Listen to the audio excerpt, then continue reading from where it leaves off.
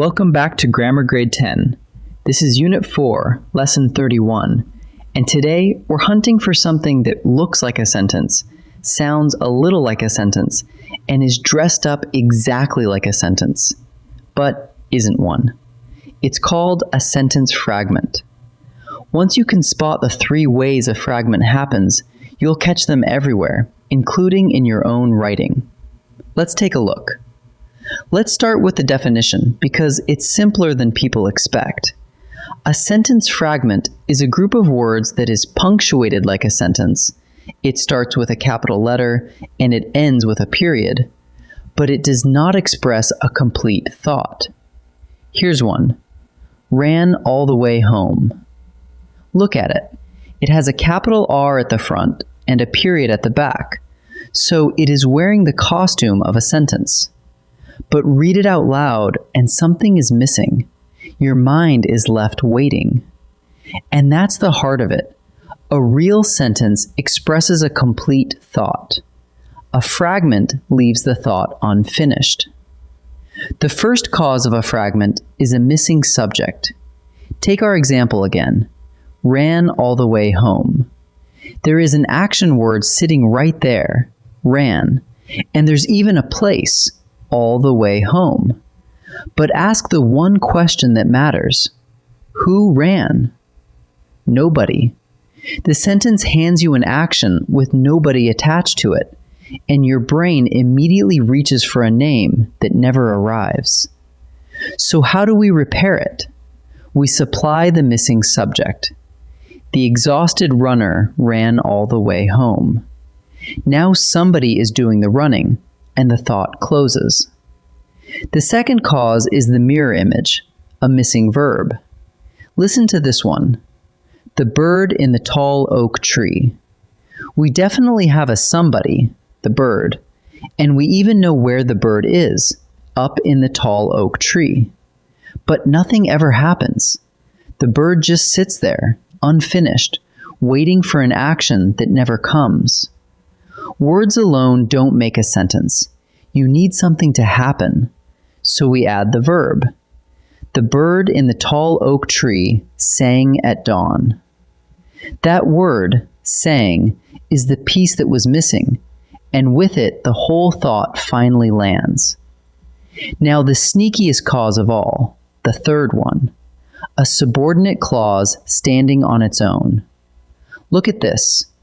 Because the ferry was late. Count what's in there.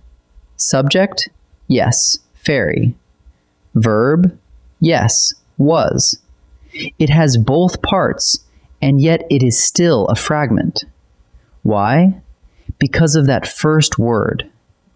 Back in Lesson 24, we met subordinating conjunctions.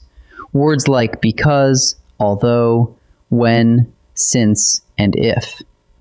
The moment one of them opens a clause, that clause can no longer stand by itself. It leans on something else. Because the ferry was late, so what? You're left hanging. The cure is to attach it to a main clause. Because the ferry was late, we missed the concert. There it is. The clause now leans on a complete sentence, and the thought is whole. There's a close cousin of that third cause, and it comes straight out of Unit 3, the lonely phrase. A phrase is a group of words with no subject and no main verb, so it can never stand alone either. Here are 3 of them. Racing toward the finish line. That's a participial phrase. Under the rusted iron bridge, a prepositional phrase. To beat her own record, an infinitive phrase. Each one sounds like it's going somewhere, but each one is only a piece. The fix is the same medicine. Attach the phrase to a main clause. Racing toward the finish line, Delia felt her legs burn. Now the phrase has a sentence to hold on to. Let's turn all of that into a test you can run in about 2 seconds. Question 1. Is there a subject? Ask who or what this group of words is about. Question 2. Is there a verb? Ask what is happening. And question 3, the one people forget. Is the thought complete, or are you still waiting for the rest? Run those 3 questions in order, and here's the rule that ties them together. If the answer to any one of them is no, then what you're looking at is a fragment, not a sentence. So let's put the repair kit together, because there are really only 2 moves. Move 1. Add the missing part. Here's a broken one. Left the keys on the counter. There's a verb, left, but no subject, so it's broken. Supply the subject and watch it heal. My brother left the keys on the counter. Repaired. Move 2. Attach the fragment to a nearby main clause. Look at this one. Since the road was closed. Subject, verb, and still a fragment, because since is holding it hostage.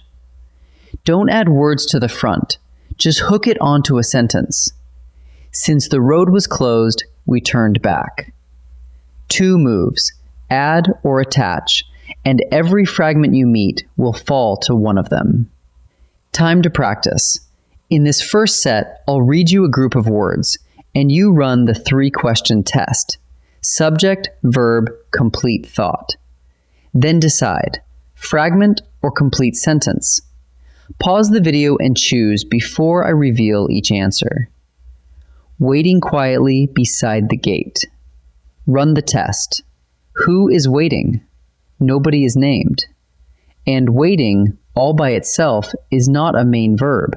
It's a participle. So this is a fragment. The old clock chimed at midnight. Test it. Subject, the clock. Verb, chimed. Complete thought? Yes, nothing is left dangling. This one is a complete sentence. Although the audience clapped for a long time. It has a subject, audience, and a verb, clapped. But that word although starts a subordinate clause, and a subordinate clause cannot stand alone. The answer is fragment. In this second set, every item is already a fragment. Your job is to say what it needs to become a sentence, a subject, a verb, or a whole main clause to attach to. Pause and decide before each answer. Rolled slowly down the sidewalk. There's your verb, rolled. And there's a direction, but ask who or what rolled, and nothing answers. What this fragment needs is a subject. The rusty red trolley car. We certainly have a somebody here, the trolley car, described in detail. But nothing ever happens to it, and it never does anything. What's missing is a verb.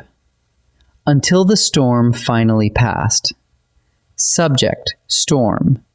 Verb, past. Both are present, so adding words won't help. The trouble is that until makes this clause subordinate. It needs a main clause to attach to. Let's gather it all up. A sentence fragment is a group of words punctuated like a sentence. Capital letter, period, the whole costume. But it doesn't express a complete thought. There are 3 common causes. The subject is missing, the verb is missing, or a subordinate clause or a phrase has been left standing all alone.